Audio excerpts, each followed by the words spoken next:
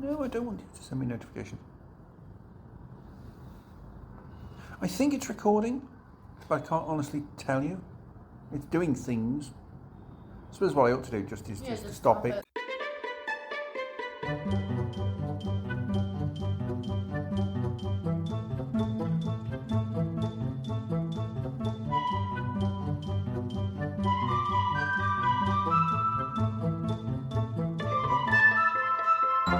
Hello, and thank you for tuning in.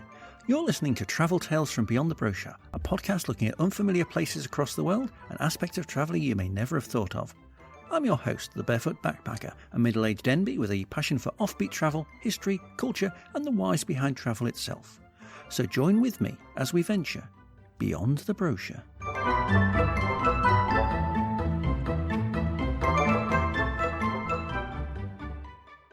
Hello.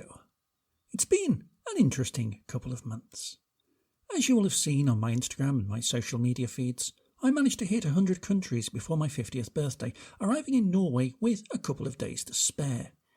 I will be doing some podcastery on my Norway trip specifically, and on the fact that I hit 100 countries, but all I will say for now is that I'm quite amazed and also slightly disappointed that it took me that long to visit. It was one of the most comfortable countries I've visited, and nowhere near as hideously expensive as I'd feared. I suspect that's less to do with Norway becoming a budget destination and more to do with the UK becoming an expensive one, but it happened gradually, so I hadn't noticed. Something Brexit. Not that I'm a political podcaster, of course. The other big news in my life is, to the surprise of absolutely nobody, I have been diagnosed with ADHD. Specifically, combined type ADHD. I don't know how much you know about ADHD, but there's basically two flavours. Inattentive, which is the stereotype attention deficit, ooh, a squirrel, and hyperactive impulsive, which is the other stereotype of will you stop running and sit down? I seem to have traits of both. Who knew? Well, that even my parents have barely raised an eyebrow tells you that. Well, literally everybody knew. A bit like when I came out as non-binary and one of my close friends said, "No shit, Sherlock." I am nothing if not a walking stereotype of many things. The ADHD diagnosis was very quick, but then it would be because I paid £300 for the privilege of going private. I got the forms in, May, June? I don't quite recall. All that I can tell you is that it took me 2 months to fill in most of them in because, we hold these truths to be self-evident, as they say.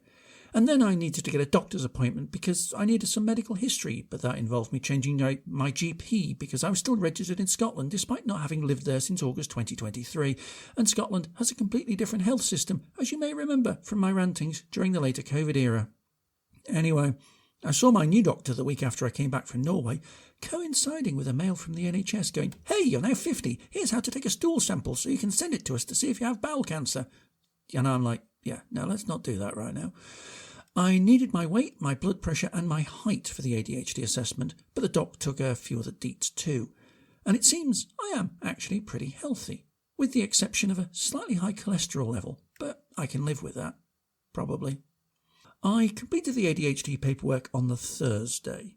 The next Monday I had a phone call from the ADHD provider, Care ADHD for the record, saying, "Oh, we have your paperwork, are you free Friday?" And I was like, obviously, but wow, that was quick. The assessment was scheduled for an hour, and it lasted 90 minutes. Microphone issues at the assessor's end were only slightly the cause of the excess length. It was quite an intense conversation, not going to lie, it felt like a one-off therapy session, talking about my teenagership and things that happened at the time, etc. Anyway, she concluded by saying, "Yeah, it's clear you have ADHD, but you're not as bad as some of the people I've interviewed who can barely function in the world." And I'm like, yeah, I'm old, I've had to mask quite a lot.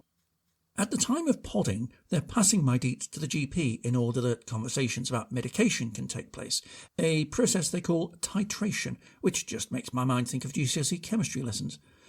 Medication isn't cheap, but, let's be full disclosure here, I'm in a position in life where I can actually afford it, which is why I'm doing it in the first place, so I will let you know if it happens and what effect it has. But let's be real, if it has an effect, it should be quite noticeable.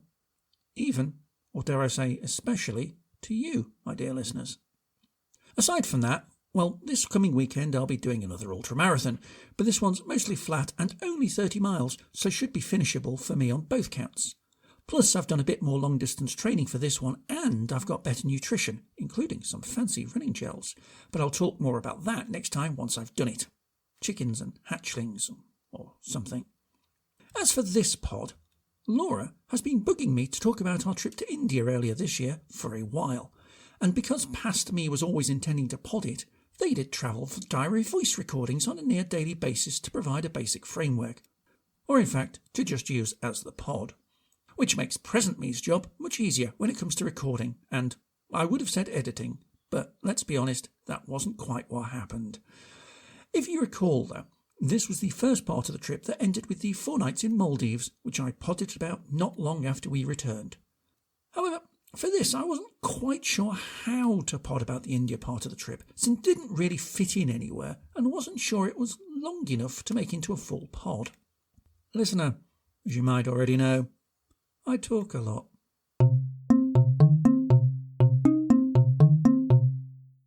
The trip was across a little of southern India, starting in Kochi and taking in the Kerala Backwaters, an overnight train, and 2 temple-centric cities of Madurai and Thanjavur. This had us visiting the states of Kerala and Tamil Nadu. I don't quite know how to say this, so here we go. We were kind of wary of India. There's obviously a whole host of stereotypes of travel there, of being a Western tourist there, including, but not limited to, the noise, the hassles, the crowds, the effect of food on your body's systems, and the pollution. A very interesting, a very historical, a very cultural country, with a few things to be careful of. I always said it was a country I wouldn't feel necessarily comfortable with travelling solo in, which is ridiculous when you consider I've been to neighbouring Bangladesh solo, which is not a country noted for being quiet, empty, or having bland food.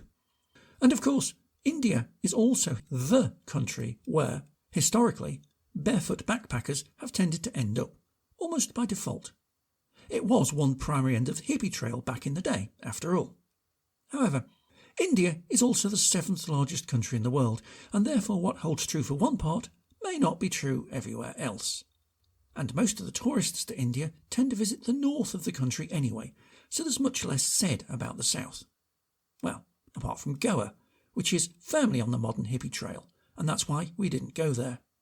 We are not yoga-practising, rave-participating, drug-taking, barefoot backpackers. Honest.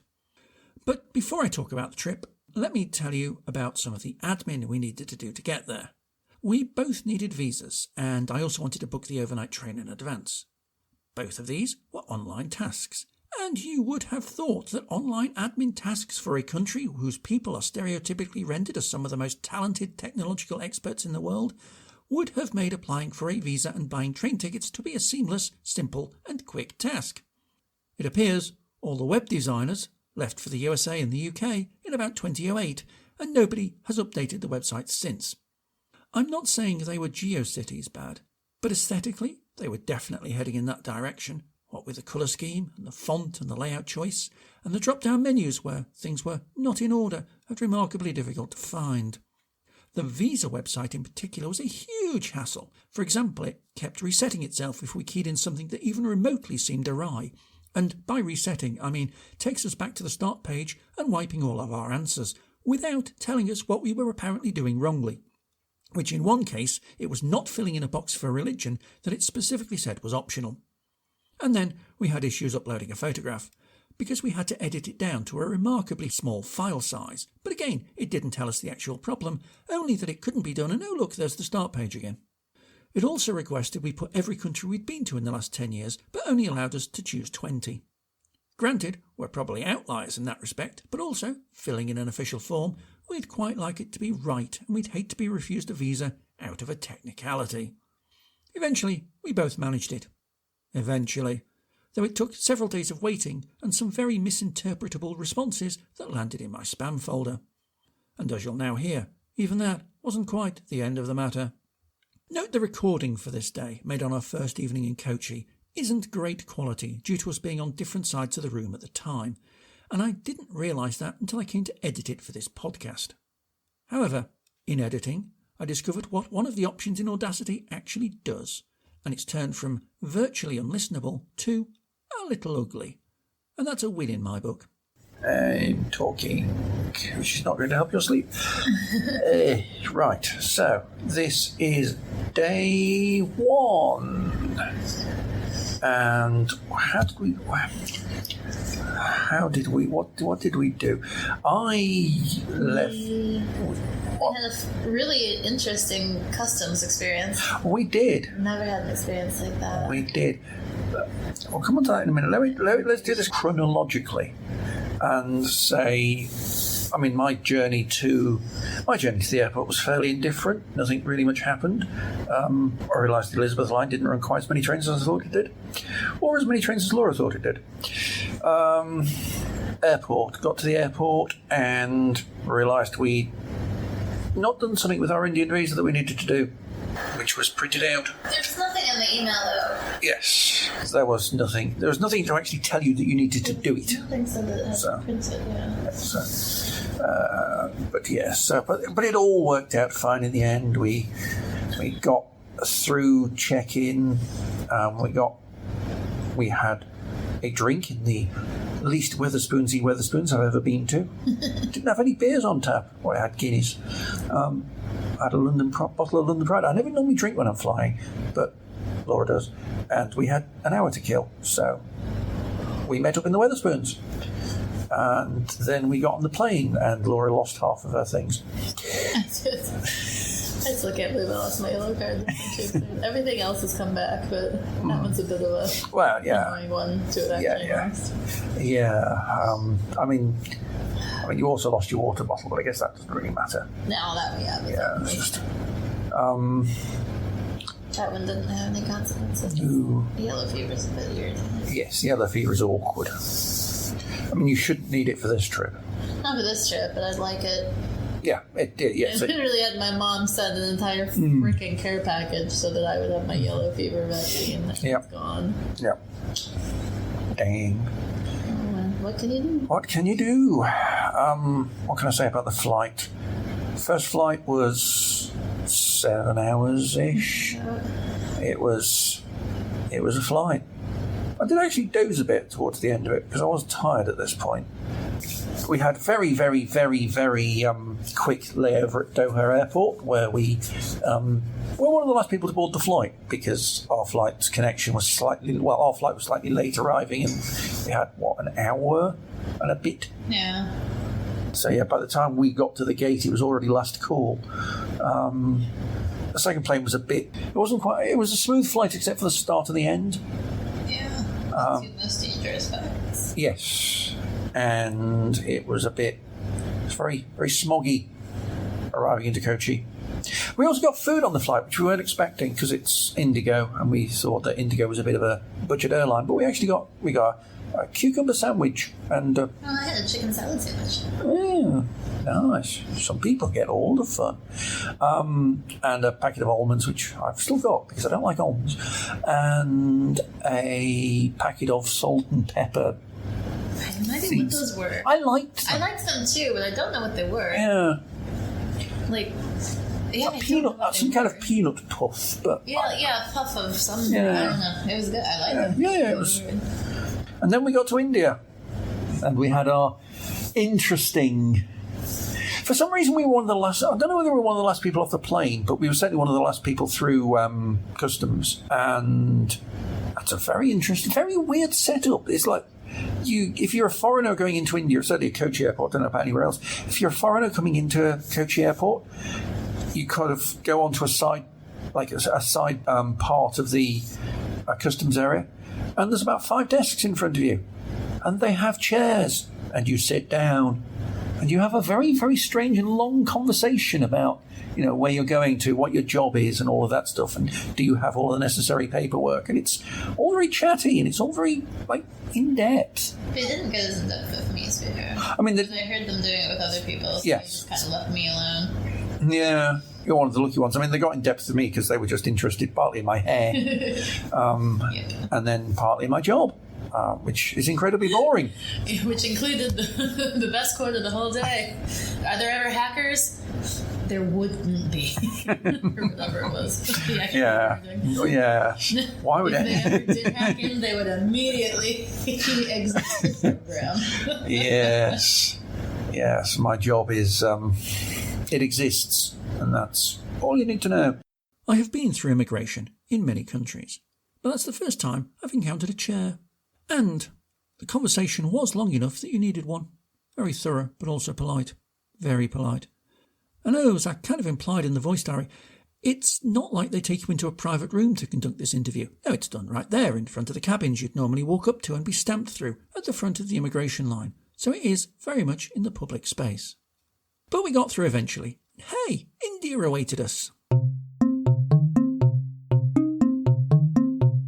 Our first 2 nights were spent in Kochi, a city I'd heard of but didn't know a great deal about. As it turns out, it was quite a lovely and gentle introduction to India.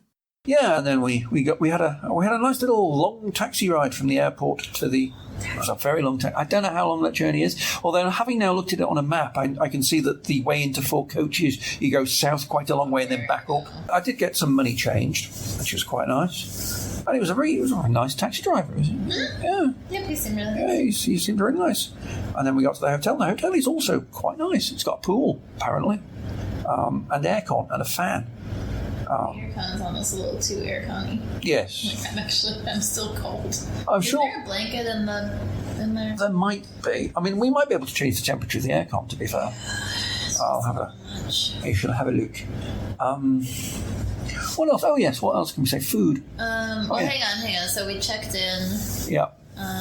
We've got some room, and then we went on a wander to check out the neighborhood. Yes. There's tons of we'll be spoiled for choice tomorrow and Monday for fruit and chai and stuff. Surprisingly few. I think they must eat a little bit later because more things were open. Yeah. So I think that's just something to note. Yeah, there's certainly more things open on the way back than were on the way there. And when we got to the restaurant that we went to, we were the only people. We were the first people there. And it was like 6 o'clock, so we're not talking super early, but really enough. It was a very nice restaurant. Such an unassuming. Yeah, very unassuming from the outside. It's like just a doorway and leading the steps leading up and a small sign saying that it's a restaurant.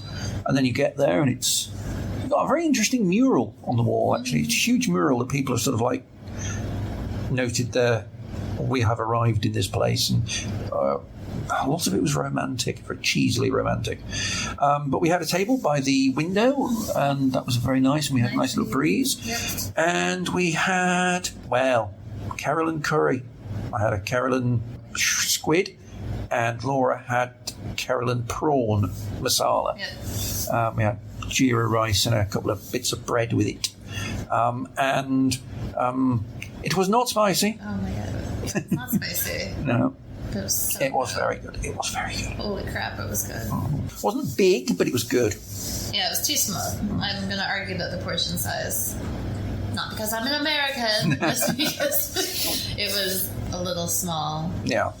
It was also only like £2.40. It was very cheap, and it was very, very, very good. Yes. It was. And then on the way back, we got the fruit juice, and I had the juice too. Yes. Watermelon juice and mango juice and a banana lassi. Mm-hmm. Banana lassi, yeah, very nice. Yeah, popped into a quick store on the way because we need water in this part of the world. We do, and they sell very large bottles of it for like 39p. How much is this bottle? 2 litres. 2 litres for about 39p. That's good. And my masala mix. Oh yes, and the masala mix, which is a packet of. Well, they look a bit like Twiglets, and they taste a bit like chicken spice. It's good. Popular in Britain. You see them in like Tesco's. Mm-hmm. All my like Asian friends like them. I've never had them, but I may have to start trying them. Is there anything else that we can say? We haven't quite worked out tomorrow yet. We're going to worry about that tomorrow. Yeah, we're about tomorrow. All I will say is that it's 8:30 and we're both absolutely knackered. Sunday. What did we do Sunday?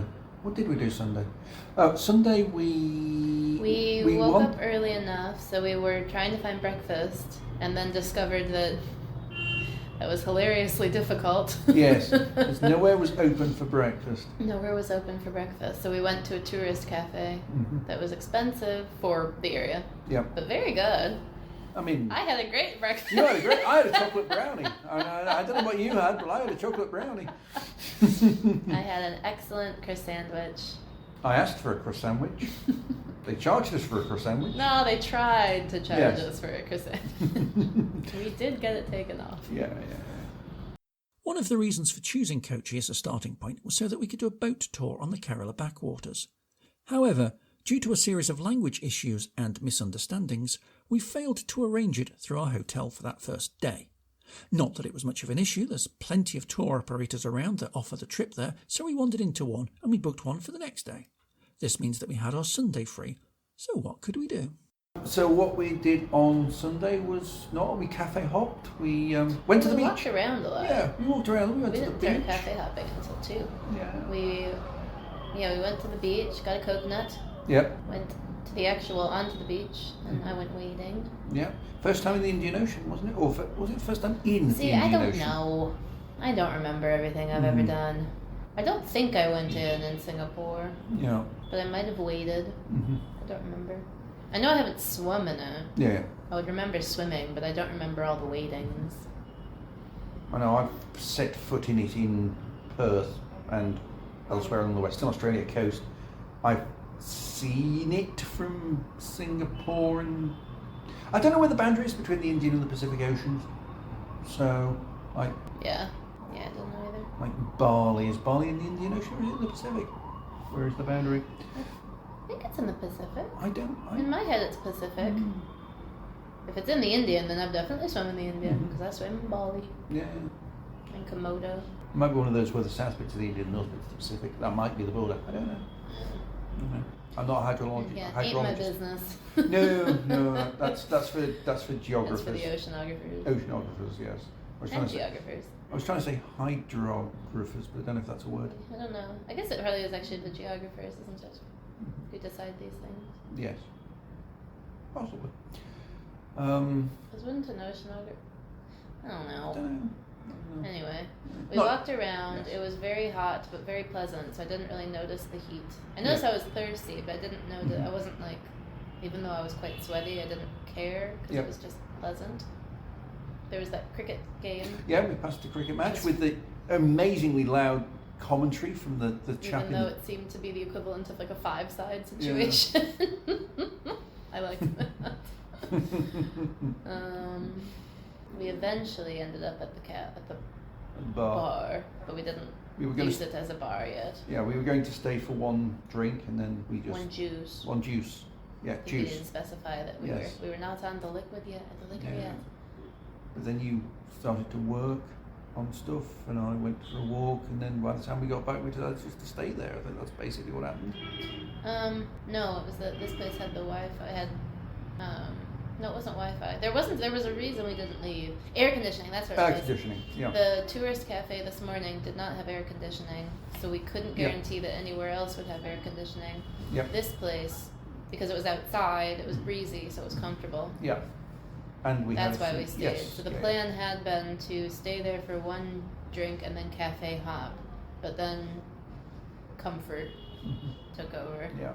But the plan had always been to go back because that was the place where the alcohol was. Yes.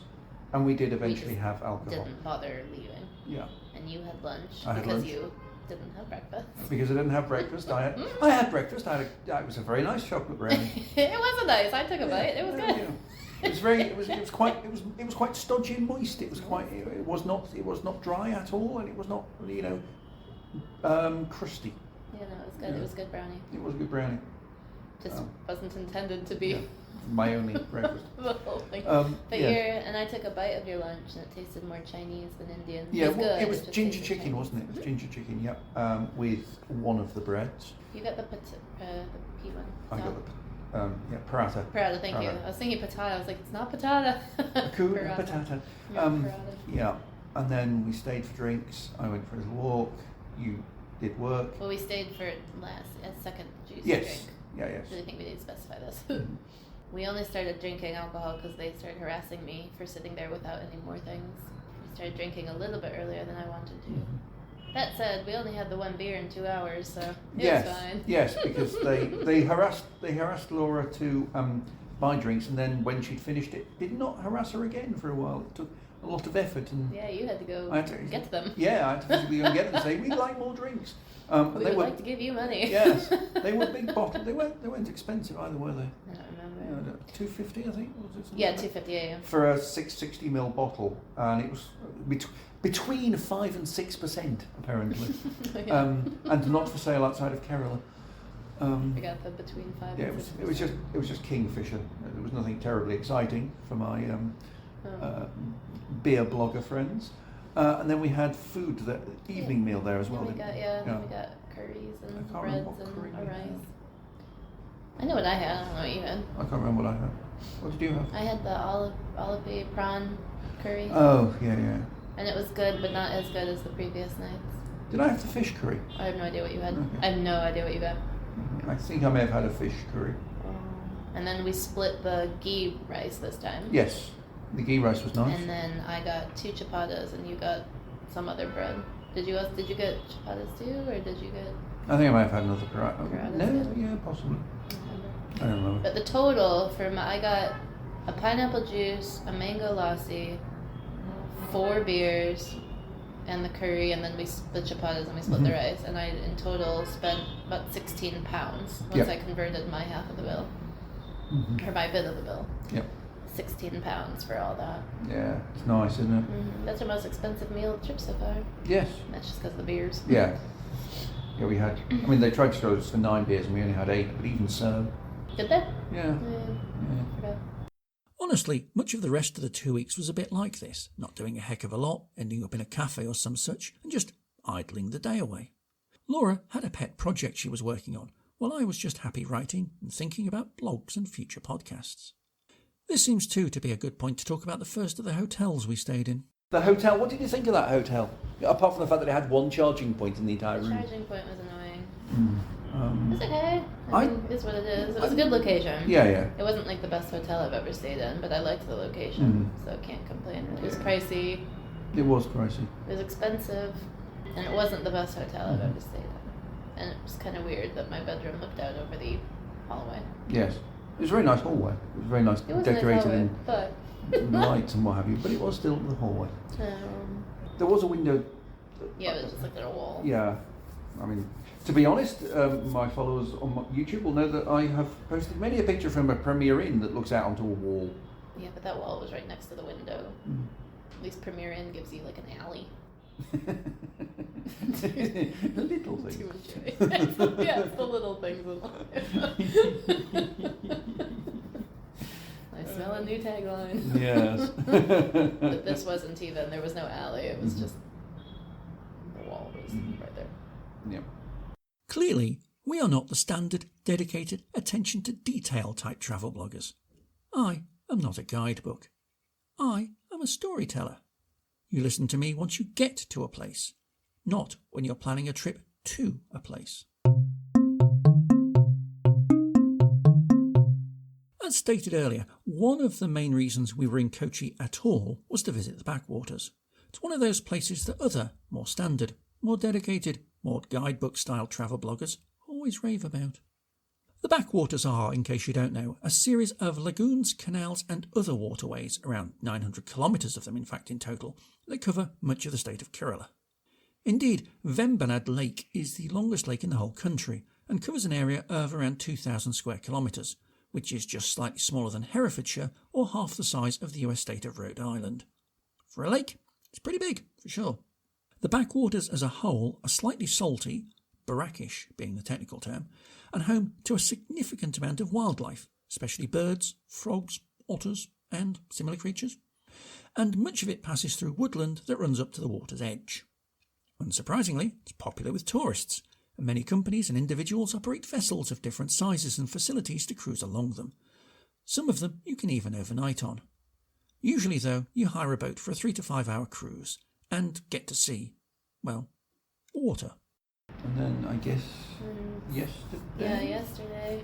So we got up and we went somewhere else for breakfast. Yeah, because in our wandering, our very pleasant wandering on Sunday, we saw the place that advertised dosa breakfast, so we went back there and got a dosa breakfast. Yes. I tried to order a roast garlic one, and the very nice young man promptly told me to order something else. So I did. I got the butter dosa, or the butter masala. That's why I got the butter masala dosa, which was good but oily. Like, I don't know if I need to have another one on the trip. Not because it wasn't tasty, but it was oily enough that I got a bit of a stomach ache afterwards. Yeah. And I got a chai, my first chai on the trip, which was very good. I did get the garlic, the roast garlic one. The roast garlic, because why not? And Laura had a bite of it, and she went, "That's really nice, but yes, maybe the chap was right." Yep. Like, one bite was perfectly fine. 2 bites would have been okay. But the dosa's what, like 10 bites? Yeah. I think by 10, it would have been less okay. It was a little, there was spice in it. The only spice we've really had so far. Kerala is known for being spicy, but they definitely gave us the tourist versions of the meals. My squid on the first night had a little bit of a... But only a little, because I yoinked a sip. It wasn't a sip, you know what I mean? A bite. Yep. I could have eaten that, no problem. And then we... Then we went back to the hotel, grabbed our bags, went to the tourist board, dropped the bags there. Yep. And then we were half an hour early, but because it was a private tour, it didn't matter. So we took the taxi. Yeah, it was a long taxi ride, like 2 hours-ish. Yeah, it was an hour and a half, 2 hours. And because you'd had the dosa, you were thinking of it, that was something that was going to, because it was quite a bouncy... I mean, you said you had the same. Yes, I did. So we... Yes. It was fun once I got on the boat. And then we had 3 hours sailing around the backwaters of Kerala. Well, we had 3 hours sailing near some houses in the open water. Yeah. Well, we went through India's largest lake, and And if there's one thing I don't really need to see. Indeed. Big lakes. When I was looking back at my pictures, it did look quite nice on the pictures. But I think that's just because I was taking pictures of the nice bits. Yeah. And there was that one section where... There was the one section that looked like the pictures and the stuff I actually wanted to see, and otherwise I just felt like I was a hostage on a boat for 2.5 hours. Being like, why am I not in Kochi? Yeah. Like, it was a long day to go see something that wasn't worth seeing. In the way that we did it. I think if we did like an overnight or something, it would be worth it, because you can actually... Yeah, I think you'd have to do an overnight. I think even, because you can do longer trips than 3 hours, but I think even a 5-hour trip would just get you more of the same. Yeah. Possibly like one other nice little passage. I think we just did it wrong. Yeah. Yeah, didn't know. It's not like I regret. It's just I don't think it was worth it.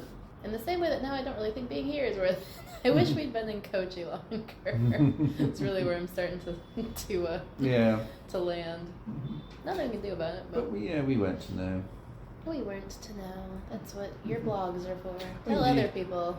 Yes. We do these things, so you don't have to. So you can learn from our misadventures.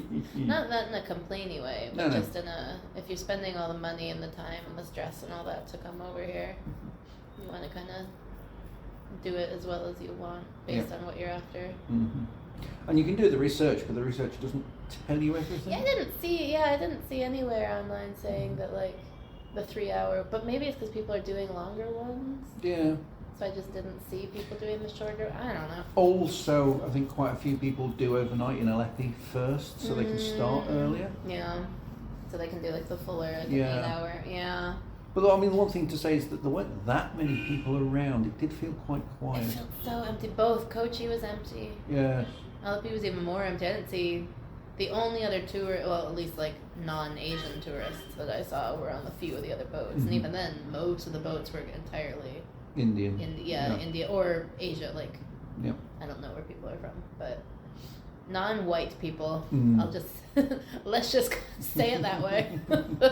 Whereas at least in Kochi there were like white people, not as nearly as many as I expected, because it seems very clearly not to be an on-season right now, which is nice. Come in February, y'all.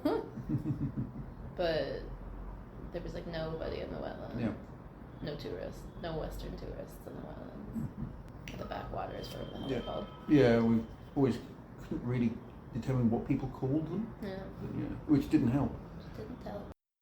So yeah, our conclusion is the backwaters are cool in parts, but to really get the full appeal, you pretty much have to overnight there. It would be really peaceful and serene at night, I'd imagine, especially as after a certain time you're not allowed to sail, so there'd be no boat noises either. If you're only doing a day cruise, it takes so long to get to the prettiest bits that you're not really in them for that long. And they take you through the edge of Vembanad Lake, which is flat and watery. Honestly, not what you're there for. I go to these places, so you can go to them better.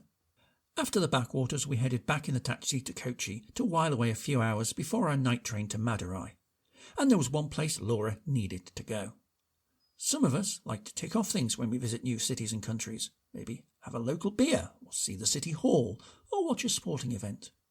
Laura's is along those lines, for sure.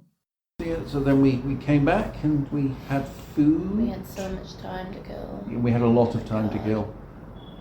We went back to the first restaurant we had to have a couple of juices. Went back to that, split another squid masala. Yeah. Which was nummy. And more. I got 2 mango lassis. Yep. They were good. And then we got ourselves a tuk-tuk to McDonald's. Of course. Go to a McDonald's in every country you go to? Yep. Got a paneer sandwich, which was a bit meh, but that's fine. It's McDonald's. I don't need a lot. No. And it was cheap. It was cheap, yeah. It was a lot cheaper than like a European or an American McDonald's. But that's just what you expect. Even our expensive meals here are still way cheaper. No beef on the menu. Sat there for a while. Yep, no beef, no Big Macs. Sat there for another 2 hours. Oh my god, it was so much killing time. Because we had an overnight train and it left supposed to leave at midnight. We walked to the train station. Easy walk, but very warm. Yeah. And loitered around the train station for 2 hours. It was just a lot of loitering. Yesterday was just a bit of... Yeah. And now we're doing the exact same. And I think in Thanjavur it's going to be like we're just loitering. The thing with McDonald's is that it's such a universal concept that it's very easy to see differences between countries and cultures because you have a reference point, a control group.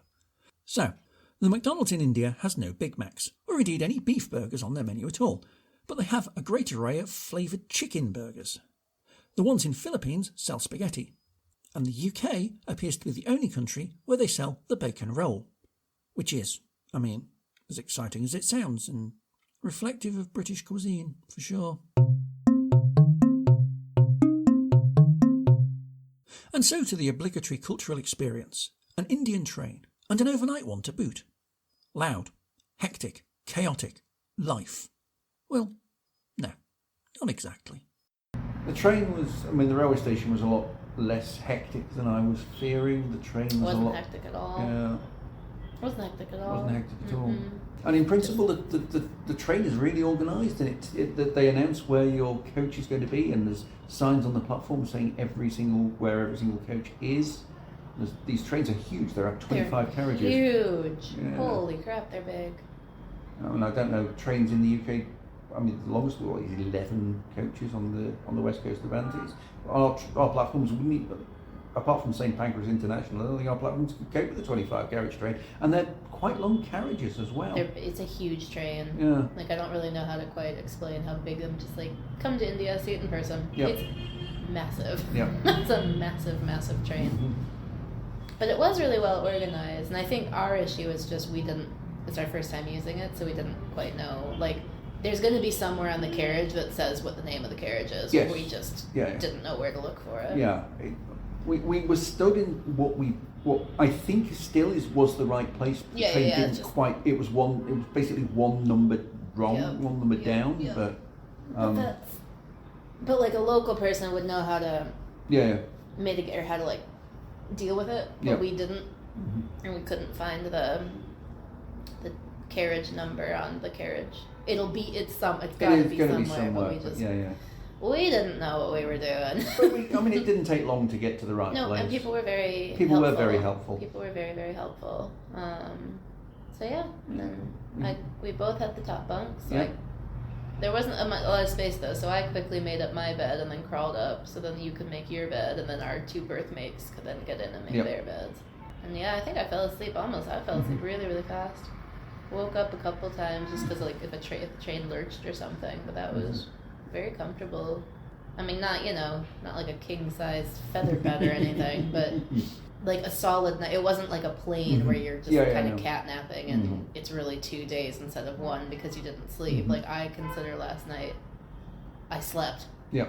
Like, the train left around 1. We got here at 9:30, and I'd say I'd slept at least 8 hours of that of that 8.5.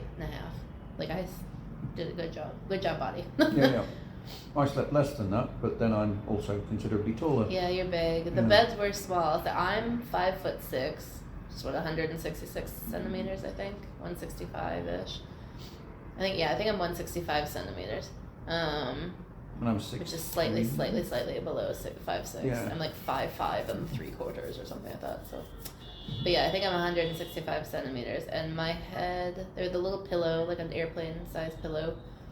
And I had it shoved up against the wall, and I had my head on the pillow, obviously. And I still, like, my ankles is about where the bed ended, so my feet were off, unless I bent myself slightly. But yeah, that's just to give an idea of the size of the bed. Whereas you are a little bit more than 165 centimeters.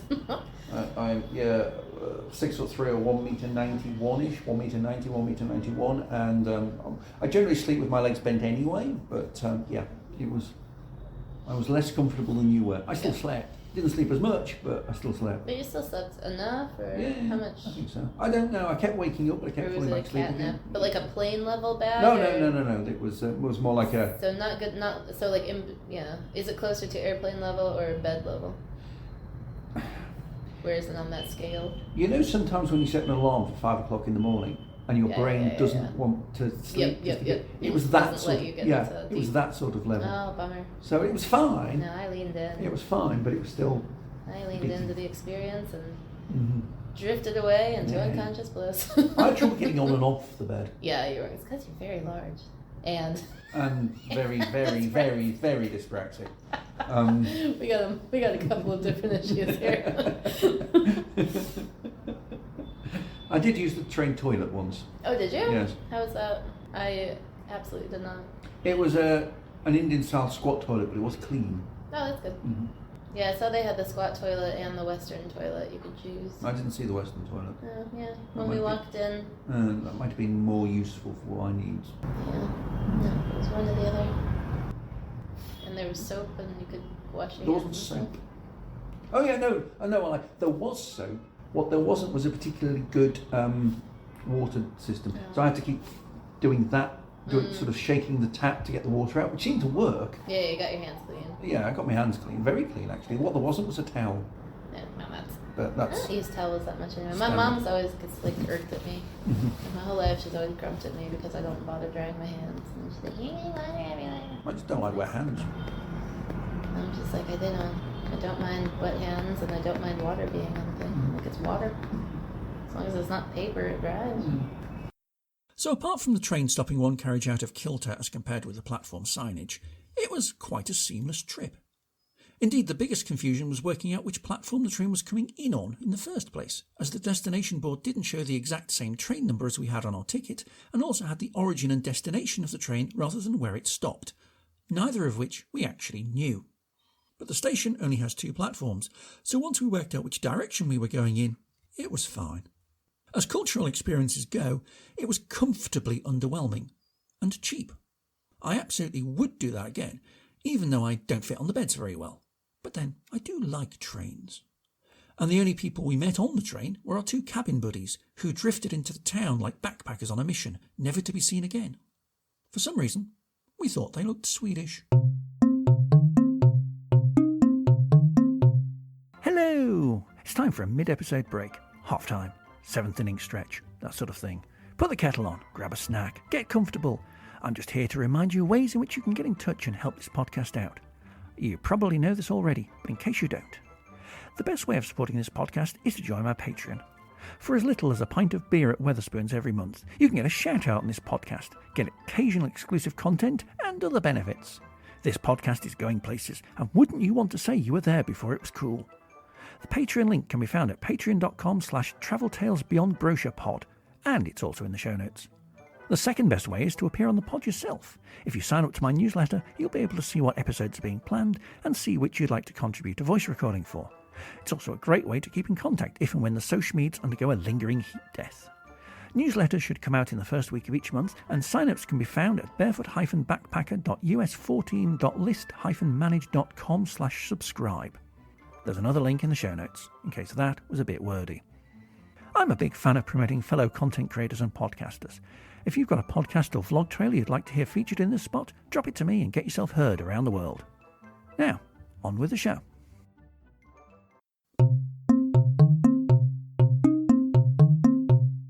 So, we arrived in Madurai, our second Indian city, and we were here for temples and architecture. Things, however, didn't go quite to plan from the very beginning. And then we got to Madurai. Yep. Got our tuk-tuk. To the hotel, which is quite nice. It's a very comfortable room. It's a very comfortable bed, anyway. It's a really comfy bed. Mm-hmm. And then we're like, all right, where are the temples? So we opened up Google, looked at where the temples were, and then we're like, let's check their opening hours. And now we're sitting here at noon doing this voice memo instead of looking at the temples that we came here to see. Yes. Because apparently daytime time is when the Hindu gods need to sleep. So we cannot disturb them. They'll open at like 5:45 in the morning, close at half 11. Like we just kind of missed. Yeah. I mean, we could have made them if we'd have gone straight from the railway station, but that would have involved us carrying our bags around. No. And we also wouldn't really know where we were going. No. So we're just lying here doing things, waiting for them to open again about 4. Once again waiting. Oh my God. To be fair, we haven't had lunch yet. Yeah, we can kill a little bit of time with food, but And we didn't have breakfast, but then considering how much we've been eating a lot. I mean, I ate a lot at McDonald's last night. Eating a lot. I'm not hungry at all, and I'll obviously be happy to eat because I'm not skinny for a reason. Yep. But we did indeed go out to lunch, though, because it gave us something to do. And it also gave us an insight into parts of town we might not otherwise have seen. Last time we did this, we were in Madurai. In the room, thinking we would have nothing to do, which was incorrect. Indeed. So, what did we do? We went out, we went looking for somewhere to eat. We left the house because we were hungry. Yes. Because we hadn't eaten yet that day. Mm-hmm. Which was surprisingly difficult to find. Yes. There was no... India's been weirdly hard to find food, except for, ironically, the smallest town. We'll come on to that. But we finally found somewhere that was open and it had momos. Momos, yes. Interesting momos. We had, what was it? We had chicken... Paneer tikka. And then chicken harilan or something. It tasted like a normal chicken momo filling. So that's what it tasted like to me. So basically, and they were fried. So we got one fried chicken one and one fried paneer tikka one. The paneer tikka one tasted Indian. Yes. Spice-wise. The momo one tasted like the normal Nepalese momo. It was like 5 mini ones, wasn't it? Yeah. So there were 10 total. Yeah. And we had lassi with it, but lassi with ice cream. Yeah. Yeah, so mine had a chocolate ice cream. What was yours? Strawberry, yes. We expected it to be like strawberry flavoured lassi, but no. It was a plain yogurt lassi with a scoop of ice cream. Yeah, and it worked quite well. It was a huge stein as well. It was fairly big. The biggest one so far. Yeah. But it was just a random little stall on a random street, nowhere near the city centre. Yep. And then we wandered through a residential bit that was sort of very narrow and... Colourful. Very colourful. And we got followed by a couple of children. Yeah, they were bored. Yeah, we were probably the most exciting thing they'd seen all week. And then we went back to a main road and found a chai stall. Oh yeah, I forgot about the chai stall. I'll never forget about the chai. Well, I mean, I've just posted a picture of it to Instagram stories. And never forget the chai. Yeah, we had chai, which was nummy, because chai is always nummy. And then we continued onwards across the bridge to the city centre, so the actual, city. It felt a bit more, this is a weird thing to say, it felt a bit more Indian. Yeah, more stereotypical. More stereotypically Indian, yeah. Fewer signs in English, because that's one thing I noticed in Kochi. It was like a lot of the signs were in English. like the advertising boardings and things like that. Whereas here, there were a lot more. And not just in the tourist area. Yes. Like in actual, like, Indian Kochi. Yes. Was still quite, there was a lot of English. Yeah. And it seems like a wealthy area. Whereas Madurai didn't have English and didn't feel quite as well off. It felt more Indian, but equally it wasn't as the stereotypical impression you have of India. This wasn't it. It felt like you said Southeast Asia, didn't you? Kerala, not really yesterday. Kerala felt like Southeast Asia. Madurai didn't. Didn't really feel like anywhere I've been. Because I've never been to India, so there you go. Kochi felt like Southeast Asia. But we were in Madurai to do some touristy things, so off we went. The two main places we were headed for were the Thirumalai Navakar Mahal and the Meenakshi Amman Temple. The former is a palace built in the early 1600s by Tirumala Nayaka, the king of a nation that covered much of what is now Tamil Nadu. The region at the time saw a lot of European traders passing through, and it's believed the king hired an Italian architect to build it. Others suggest that that's just a mere influence. It was a large courtyard surrounded by columns, so an interesting place for simple Instagram selfies. They're fond of that in India, I felt. The latter is a large Hindu temple, parts of which were constructed in the 1200s, and basically serves as the spiritual centre of Madurai and one of the main pilgrimage points for some branches of Hinduism. It's particularly important for devotees of the deities Shiva and Parvati. Definitely somewhere you'd want to see if you're interested in South Asian religion and theology. However, we went to that palace. We went to a palace, yes, that was quite full of columns, basically. Yeah, it was designed by an Italian, so it was like if the Medici family had ordered an Indian palace. Like it had very like Renaissance vibes, but with Indian arches, basically. Yeah. And it was empty. Very empty. February. Yeah. February in South India. I recommend. Don't know where anyone was. And then we tried to go into the temple, didn't we?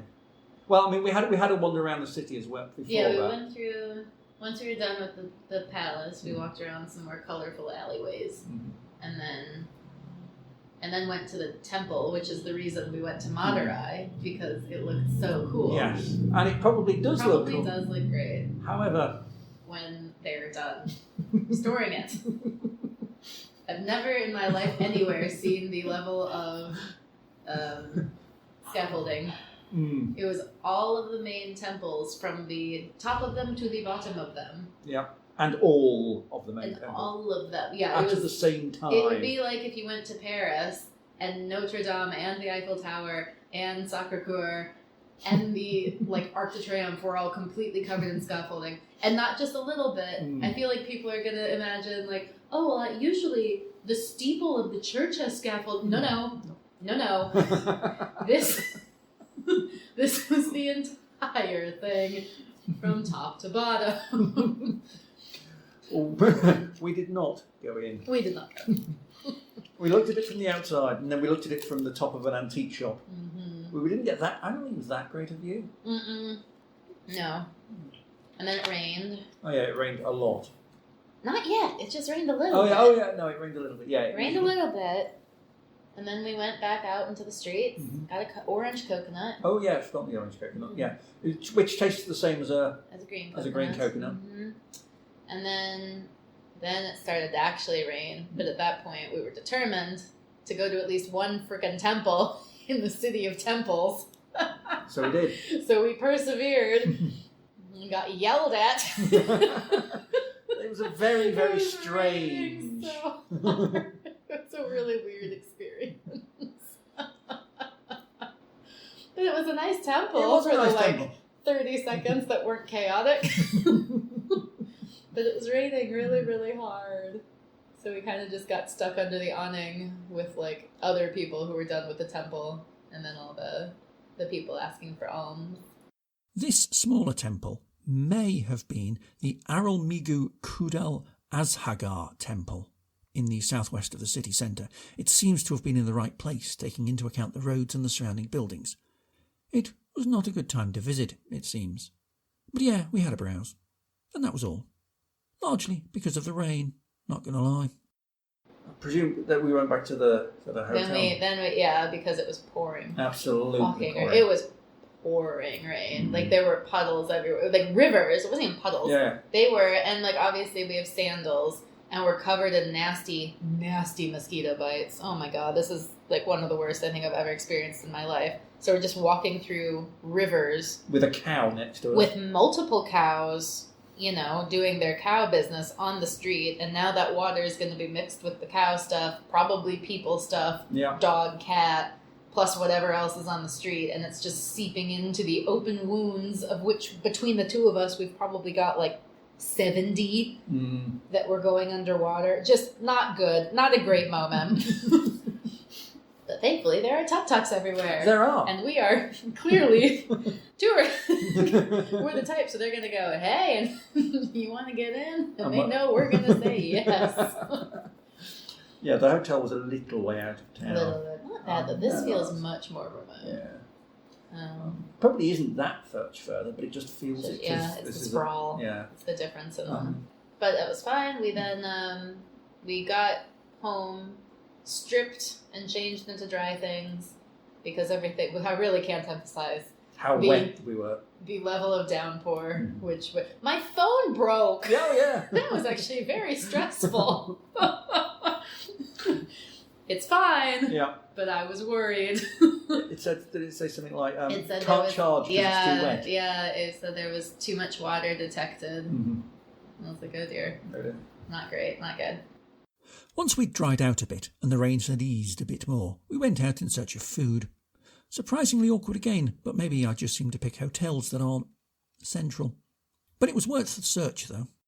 So then we went outside looking for dinner, but again, weirdly hard to find food in this country. So we walked a while down the street, gave up, went back, found the hotel receptionist and was like, hello, where should we eat?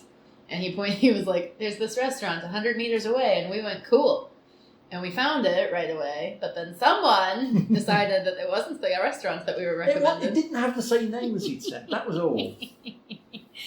So we meandered onwards along the road. It was dry by now. Until giving up. Yes. We were not doing this. We would have gone to Popeyes if it was. Well, yeah. Yeah, there was a Popeyes on the corner. Closer to Ed than anything else. But we were like, no. So we went back to that restaurant and just sat down and hoped for the best. It was one of those kind of open to the winds restaurants where you just sort of casually, like almost like a canteen where you just sort of casually wander in and. It's a pretty standard type of restaurant outside of like Europe and North America, really.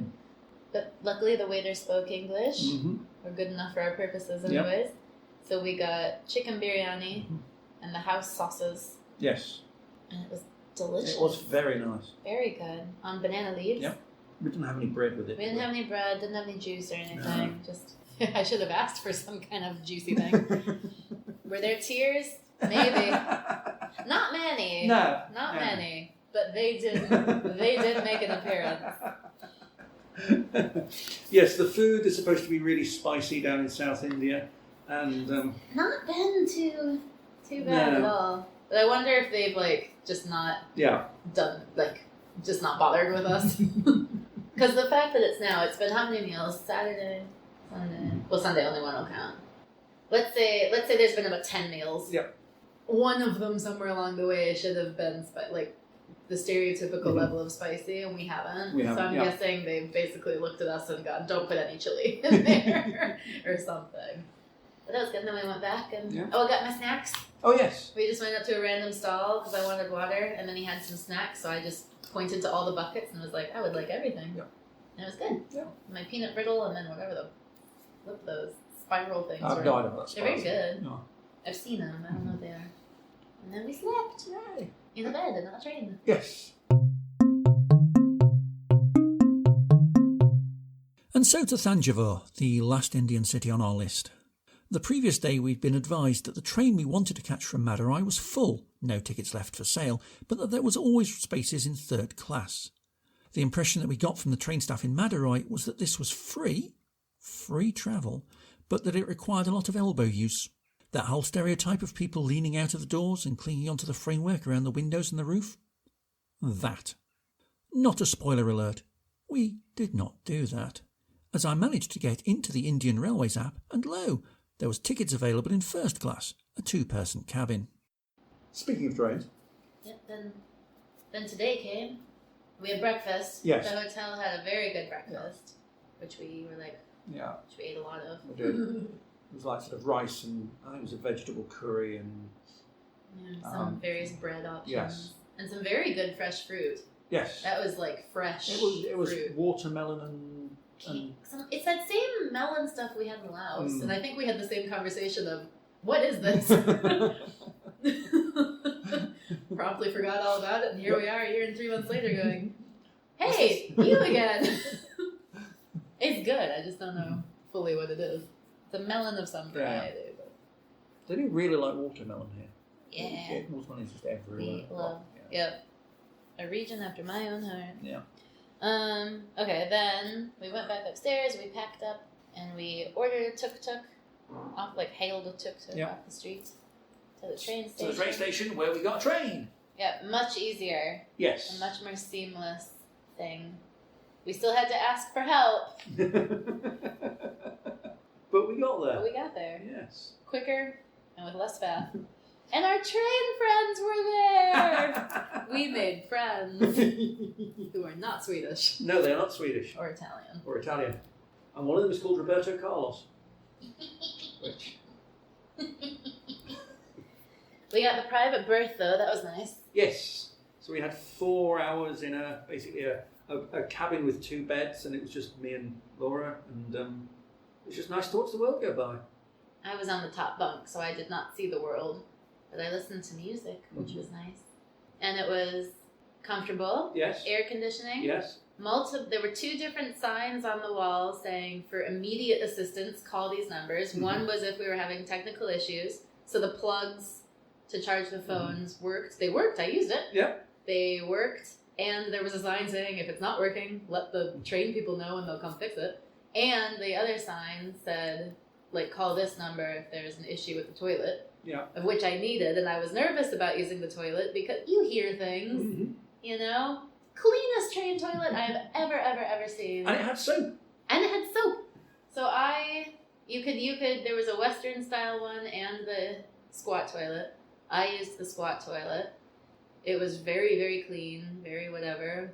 And then I was able to, wash my hands with soap afterwards. It's great. Yeah. And our same berth mates from 2 nights ago that we slept with were also there. So we said hey to them. And then, that was a nice quick. It was a very comfortable 4 hours. Mm-hmm. And there was, we didn't see him, but there was a chap going past every so often. Chai. I'm so sad. Yeah. I missed that. I would have had the chai. I heard him saying things, but I thought he was saying the name of like the station that was coming or something. So did I at first. Yeah. Now we know. Next time we get an Indian train. train. Next time we get a train in India. So then we reached Thanjavur, or however you pronounce it. It's spelled Thanjavur, but it's pronounced like Thanjavur or something. The neighborhoods that the trains were going into looked so nice. I'm so sad we couldn't walk around them. They looked so nice. It's just beautiful, calm, palm tree lined neighborhoods. All we can ask for. So, it was a nice, pleasant, easy journey to Thanjavur. It's not a city we knew a lot about, except that it had a big temple complex in it, because of course it did.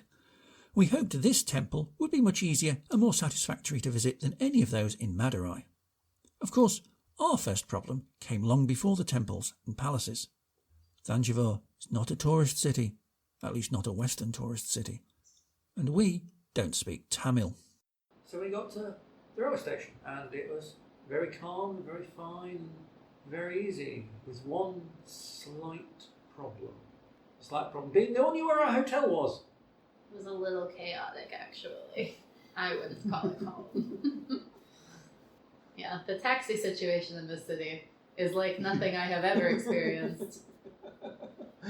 And I don't know, I've taken taxis a fair few places. Yeah. But this was weird.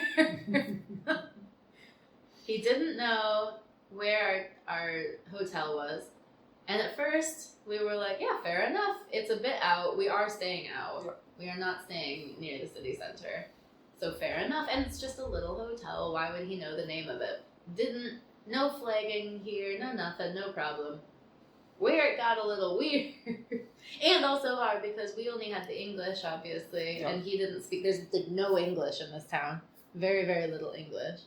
And then obviously because the alphabet's different, like the written language is very, very. It's not like being in Italy and not having any overlap. Yeah. Like there's no overlap here. So the English writing for the hotel address obviously meant nothing to him. And again, didn't think anything of that. I was like, okay, whatever. Perfectly normal intercultural interaction. Where it got weird was when we pulled up the map, put it on his phone, because we don't have data. He gives us his phone. We put in the address of the hotel into Google Maps, and we give him his phone back, thinking, okay, now he has the map. He will follow the map. It's not what happened, is it? No.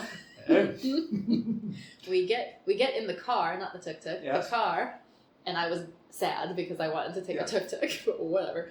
And the guy gives us back the phone, and we were like, but it's your phone. It is your phone.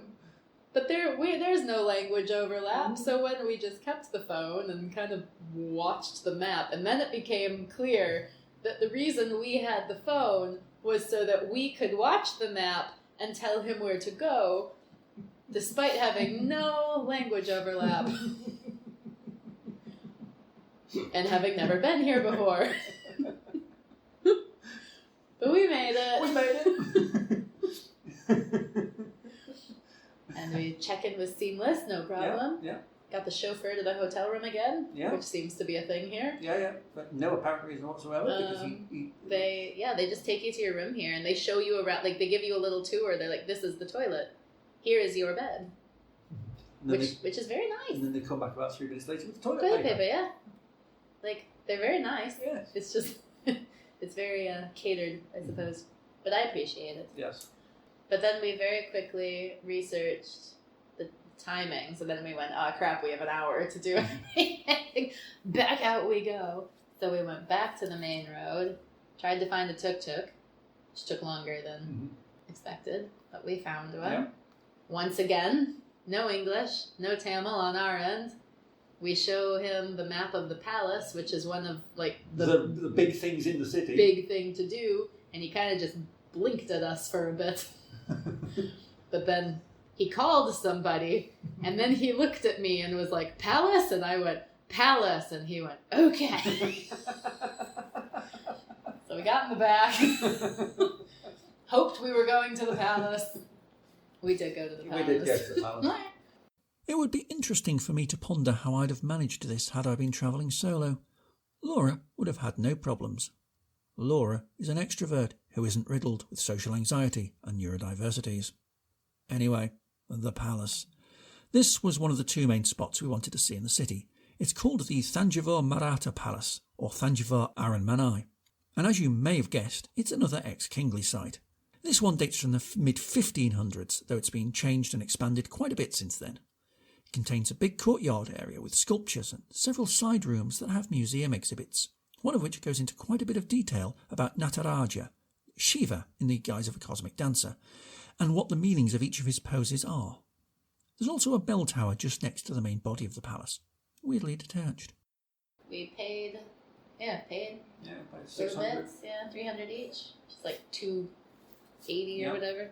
That includes the camera fee. Mm-hmm. Oh yeah, they charge you for camera use here, which is fine. It's not much, it's like 50p, but... And then... Yeah. Palace wasn't that big, but it was quite nice to sort of wander around. Yeah, it was worth a £2.80 entry fee. Yeah. Had a whale skeleton, randomly. Yes, yeah, huge whale skeleton. I mean, huge. And lots of images of dancing. Lots of really cool bronze, goddesses. like Hindu things. Some of them very, very old, like from the 700s. Most of them weren't quite that. I think the average is probably like 11th, 12th century, but there were things that were older. And things that were newer. It was a nice little setting, lots of nice little gardens. Yeah, really lovely, really peaceful. And it was next to a school, so like a girl came up to us to practice her English, which has happened a few times this trip. The brave kids, come up to say hi and they practice their English. Almost always girls, I've noticed. Yes. The girls are the brave ones. Ladies. We then had a wander around the city, and it reminded us that Thanjavur is very much not a tourist city, as I said. Well, I mean, it's a well-visited city, but domestically, this is not a place that sees very many foreign tourists at all. Which meant that we were the only white people eating and drinking at the cafes around the centre. I wonder what they thought of us. Anyway, once we were done with the palace, we then walked around the city centre, which is quite small. Yeah, it's definitely a small place. It's a very small place. There's not many tourists. We seem to be going from the touristy bit. The further we go, we seem to be going to more Indian. Mm-hmm. That's quite a nice way of doing it. Yeah, we did it really well, I think. Like, we started off in the very touristy bit, and then Madurai is not touristy, but also not touristy. And then here, this one's a bit more off the beaten path, I think, for most people. Not that we didn't see other. No, there were other, like our train mates, and there was clearly at least a couple of what seemed to be tours, but they were separate tours. There were at least a few others, but not nearly as many as like Kochi or anything. Not that there were that many in Kochi. No. Just not. Yeah. I wonder when the high season is. Not now. No. But anyway, we walked around the city centre for a little bit, just taking in the sights and the sounds. Whilst walking, we had a destination, but we kind of took our time to get there. But then we were really thirsty, like really, really thirsty. So we were like, it is fruit stand time. Mm-hmm. So we found a fruit stand and proceeded to have the weirdest fucking drink. It was good, what was it called? Mixed but it was weird. Fruit mix? It was mixer, fruit mixer. Fruit mixer, yeah. And it did what it said in the tin. It was so bizarre. Some kind of thick juice with fruit. It was like milk or yogurt. Yeah. It was like a milky yogurt. I don't know. Let's go with a milky yogurt, but then with like diced up fruits of multiple types. Yeah. Like there were strawberries, there were pomegranate seeds. Mm-hmm. There was at least one other something in there. Certainly something like mango. Like mango. So it was just. It was just like. I think it was milk. Like I think it was some kind of. They're really into their milks here. There seem to be a lot of milks. Which makes sense from like lassi and all that, like yogurt and like the cow. Mm-hmm. Like it makes sense that there's a lot of milk and milk adjacent liquids. But it was just like, it was good once the dirt layer was it was off. A bit earthy at the top. Yeah, the top was definitely covered in dirt. But once that was gone through, it was good. It was a bit odd because it was. You couldn't really drink it. It was like when you described it really well. Yeah, it's like having a drink with a lot of ice in it. Yeah, where you can't just drink it because there's so many bits. Mm-hmm. So it was refreshing, but also when you're like, I was like, I just wanted like a bottle of something that I could just down in 10 seconds, and you couldn't do it with that. But it was good. It was good. Odd, but good.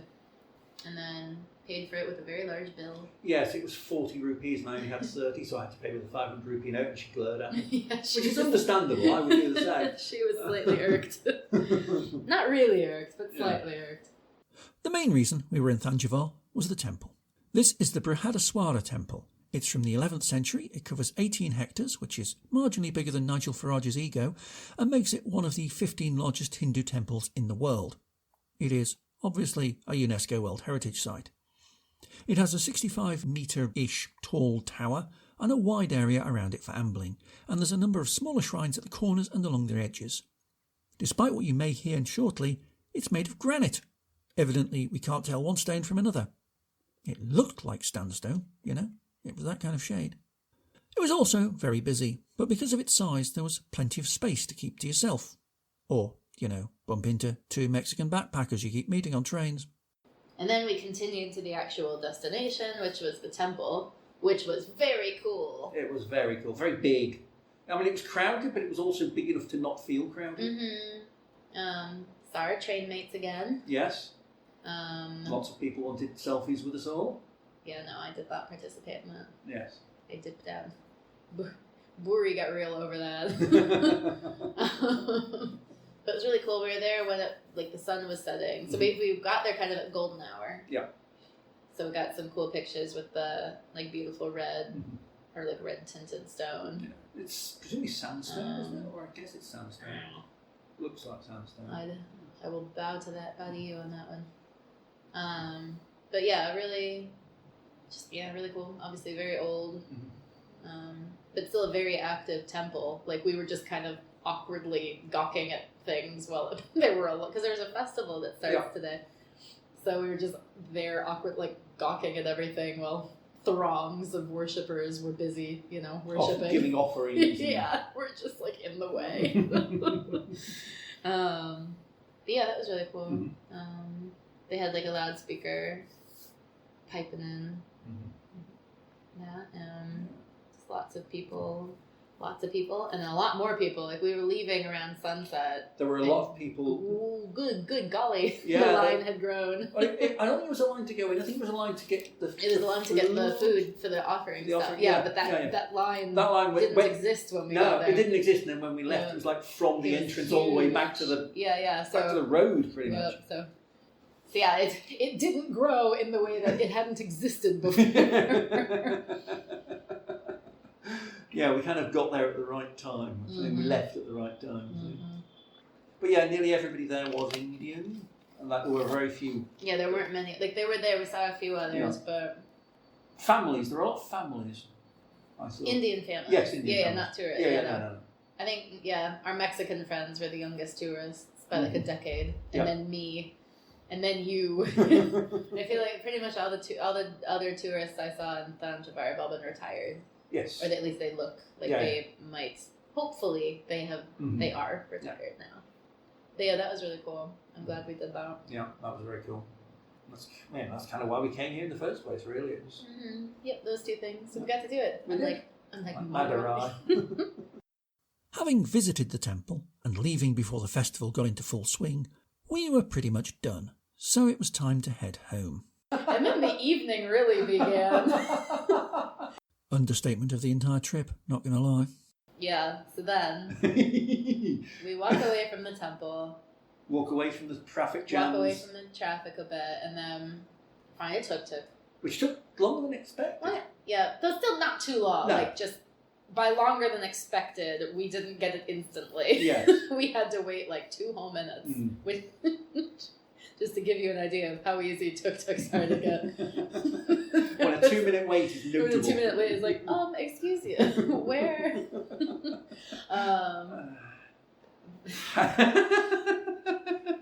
So, do you remember the problems that we had at the railway station? So once again, in the 5 hours between the first taxi and the second, 4 hours between the first taxi and the second taxi, we had not yet learned Tamil. And the taxi drivers of the city had not yet learned English. And we were still staying pretty far out of the town center. As such, we find a tuk-tuk driver and we show him the map. And once again, I'm like, right. Here we are clearly, the map has English and Tamil, our little blue dot very clearly in the city center, the little dropped pin very clearly down there a little bit. We got this. And the tuk-tuk driver looked at the phone and then barked over at somebody else who came over. And that somebody else had slightly better English, and so tried. And then very quickly, we all moved over to a stall, like a store, where the store owner spoke a little bit more English, or he was better with phones, one or the other. I don't actually know which. I suspect it was the latter. Yeah, but he did speak slightly more English. He was at least able to say a full sentence in English. This is not, by the way, me belittling we're in their country, I don't care that they speak English. It's the map situation that I'm really bemused at. In Tamil. We cannot stress enough, the map had a Tamil translation. Or transliteration. It clearly was, I don't know, it was bizarre. But my favorite was when the shopkeeper, he had my phone, and things got serious when he put his glasses on. We were all very invested to figure out where to take us. So finally the shopkeeper tells the tuk-tuk driver, the second tuk-tuk driver, the first one was long gone. He was like, no, I'm not getting involved in this. So he gave my phone back to me, and the tuk-tuk guy was like, okay, let's go. And we were like, okay. So we get in, and once again, we had to direct the whole way. And he really, really wanted to turn left. He did. Like the entire way. And by entire way, I mean, that was a long... We aren't staying close to the city centre. Really need to emphasize this. It's about 5 kilometres, but feels a lot further. It feels a lot further. And so it was just a straight road with every 30 seconds the guy going left. But in Tamil, not in... We just could tell, because he was hand gestures. And we were then just like, straight with our own hand gestures. So he'd keep going. And then the next road came. Nope. The whole way, this is how it went. And we finally got to the left turn. And we were like, we go left now. So he starts turning the tuk-tuk left. Sadly, however, the map... It was a gate. The map may not have been updated for a while. So he very begrudgingly got back onto the main road. And we went to the left on the next one. And then we went down a little bit more. And then he kind of basically just was like, I'm dropping you off here now. And we went, okay, that's fine. I mean, it was only like... Close enough. It was like a street away, but he was done. He was done. He was done. He was so done, in fact, that we gave him... We didn't have the exact change, so we gave him too much. And he just looked at us, looked at the money, looked at us, and went, happy journey. And we were like, all right, fine. Fair enough, dude. And then he drove past our hotel. Our time in Thanjavur might have been short, but it was certainly entertaining. And you'd have thought, well, back at the hotel now, nothing else can happen, right? Surely dinner won't be an experience to be talked about long on a podcast, right? Now, you might think that was the funniest thing that happened this evening. So then we were like, all right, let's go find dinner. Because unlike the other nights, there did seem to be a lot of food around. So we go back to the main road and we look around to see what we could eat. And we see right by our hotel, there was a place that had like pictures of food. So we were like, okay, cool, done. So we go over and we sit down and we're just like, well, hope they know what to do with us. So a man comes over and says, like, want or something. Like, clearly, like, asking what we wanted, but with not the English to do it. And again, we still didn't speak Tamil. Yeah. And so we said, what do you like? And he blinked and then went away. And then soon, a very lovely young man, big fan of him, like my new favorite person, came over, and in beautiful, flawless English, asked us what we wanted. So then we asked what he liked, and then he just listed off breads. Yes. And I was like, we want something slightly more than bread. But I would like more than bread, and he seemed really confused by that. That's probably an us issue. Yes. I don't really know how else we could have explained it, but that's okay. We finally got across that we wanted more than bread. And then he mentioned noodles, and we were like, noodles? What are Indian noodles? And then he was like, well, of course we have Indian noodles. I was like, okay, let's do that. So I ordered that with my bread. Mm-hmm. And then you ordered the same thing. Yeah. And he looked at you and went, I will put her order in and come back when you're ready. So he goes off, puts my order in, comes back. You reiterate that you want the noodles, so he goes, okay. And then somehow we also ended up with chicken poppers. Mm-hmm. What do they call them? Not poppers. Chicken. He called it just dry chicken. No, but he called it. He didn't. He called it the chicken.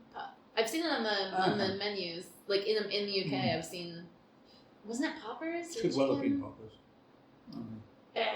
It's on menus. Like it's on Indian and Chinese menus in the UK, so it's like a thing. Okay.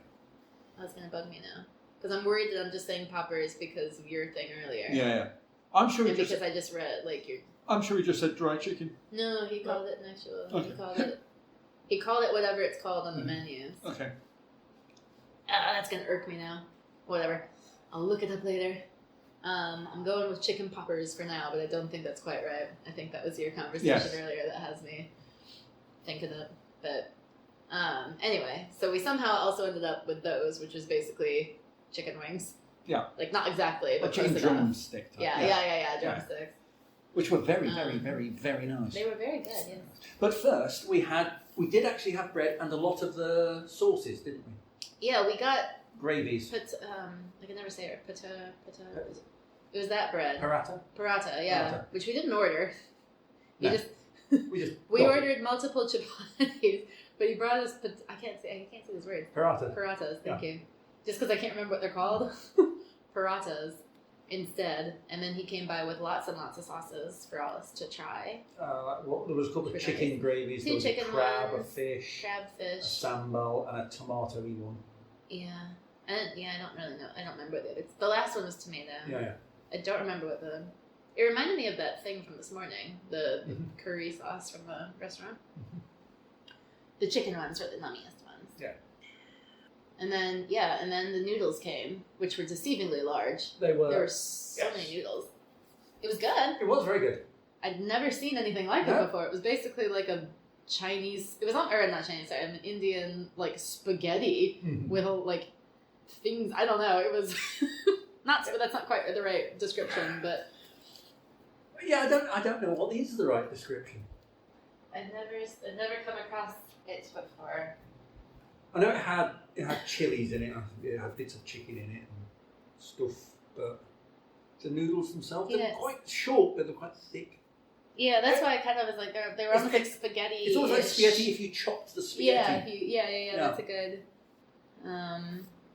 Or what's the one I had? Well, not spaghetti, the thicker one. Was it linguine? Maybe, yeah. Isn't linguine skinnier? I thought linguine was the skinny one. I don't know. For pasta. And then I wanted the chapati that I'd asked for. Yeah. Which took a slight second to get ordered, but we got there. And it was very good. It was. I think that was the best one we've had the best chapati that we've had all trip. And we've had some good chapatis. Yeah. And then you took a photograph of the dustbin. Yeah. He was a delight. That was literally like the most delightful interaction. I miss people in my life. And the person whose dustbin she took a photograph of looked really confused about the fact that Laura had taken a photograph, and it was very funny. Lollipop, that's what he called it. A lollipop. Oh, chicken lollipop. Yeah, chicken lollipop. That's what he called it when he put it down. Yeah. He said it was a chicken lollipop. So I was actually close with Popper, to be fair. Yes. I wasn't too far off. Yes. Anyways, yes. He was such a delight. Big fan of the waiter. I miss flirting with people. We just had a nice little flirtation going. I miss flirting. But so he helped us order. It was all very good. The pasta was... The noodles, sorry. Noodles. It's an American thing that we say pasta. We interchange them.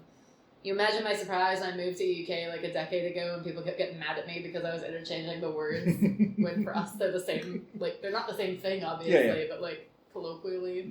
Anyway. Whatever. That's a tangent. But it wasn't spicy though. He kept coming over and giving us lots of sauces. He kept giving us the chili sauce. Yes, the chili sauce and that other sauce. And then the tomato sauce that had like a Chinese thing, like a taste to it. And then he was like, fake. Yeah, he was like fake aghast. Like it was clearly a joke, but he was just like, "How dare you? This is South Indian." And then, it was all in the banana leaf. It was. Big fan of the banana leaf. And he told us how to fold the banana leaf. And he came over, and much to the amusement of the older women in the restaurant, they were watching. We were their television for the situation. He came over and showed us how to do all of it, really. He showed us how to have the plate, have it like sitting. He told us where to put our water glass. Always on the left side. Apparently. Or he could have just been fucking with us. He could have just been fucking with us. But then at the end, he showed us how to like close up the banana leaf so that things wouldn't fall out. I think we were doing it right, but he said he was very insistent that we were not doing it correctly. But we finally got that all cut up, and lots of giggles to be had by everybody involved. And then the guy, like someone else who worked there, came by to like pick up the banana leaf plates with the tub that they keep. That's like their garbage can. And obviously, little tourist me was like a fascinating tidbit of the thing. So I took a picture of the tub with all the banana leaves in it, and then I walked off to get my hands washed. And he just looked at me in a combination of aghastness and horror and just basically, it's sort of like the Indian equivalent of what the fuck. I made him hold. Horror and confusion. I made him hold the trash can to me so that I could take a picture. Like, fair enough. He's going to be dining out on that story for years. That some strange American came by and took a picture of his rubbish. Yeah, they probably haven't had any other. They probably haven't had any other Western tourists. I did kind of want to ask our friendly server guy when the last time he last saw a Westerner in, but I don't imagine it would be very common. It wouldn't be common because this hotel is down, and then it's just a random hole in the wall. Even if there happened to be another Asian tourist around here, there's still a ton of options to eat. People wouldn't come all the way to India to go to that city. If they went all the way to the city, they wouldn't stay in a hotel that was this far away. And if they stayed in a hotel this far away, they wouldn't go down that side street and go to that. Yeah, it was just a really random side street. It's all just very random. But I'm happy to have had you very delightful dinner following the goofiest tuk-tuk ride. Yes. And that, pretty much, is that. Our next day was spent breakfasting, then getting a taxi to the nearby airport at Tiruchirappalli, an hour or so away along a quite boring, quite straight dual carriageway through some forgettable plains. The airport was quite nice, with big leather reclining seats that went quite a way back and felt like you were on a beach. The flight to Sri Lanka was, well, that's a tale for another podcast, but let's just say for an hour-long flight it was certainly memorable, and not in a bad way. So, you might well ask, what were our takeouts from our trip? I guess it would be these. Those stereotypes you have of travelling in India, they don't apply in the south. It was a pleasure to travel and to visit, and we didn't have any problems. Well, not negative problems. It is very possible, in the main, to get by using English. We spent time in 2 areas with very different regional languages. However, you will encounter the odd issue, so it will help to learn the basics. Not that that helps when trying to explain to a tuk-tuk driver the geography of his own city, but still. That said, stay in hotels near the city centres, or be prepared for some very interesting conversations and rides. There doesn't seem to be many tourists, or at least not at the time of year we went, which made for a very pleasant and comfortable time for travel. Except the rain in Madurai. But even so. Have patience with the admin websites, and it'll come good in the end. Indian trains are better than UK trains. The food in South India is mostly really good, though you may have to assure the staff you know what a spice is. And remember, there is always another temple. I think it would be interesting to do a trip across India from the south to the north and see how it gradually changes, and by that time you'd be quite used to the country. Well, that's about all for this pod. Tune in next time for another adventure beyond the brochure. Until then, wherever you may wander, remember to take a map. And if you're feeling off colour, keep on getting better. Thank you for listening to this episode of Travel Tales from Beyond the Brochure. I hope you enjoyed it. If you did, tell your friends that I rocked your socks. If you wear socks while listening to my pod, that's your call, not mine. And don't forget to leave a review on your podcast site of choice. You can tweet me at RTWBarefoot, and I'm the same name on YouTube, Blue Sky and Pinterest, or you can find me as Barefoot Backpacker on Instagram, Discord and Facebook.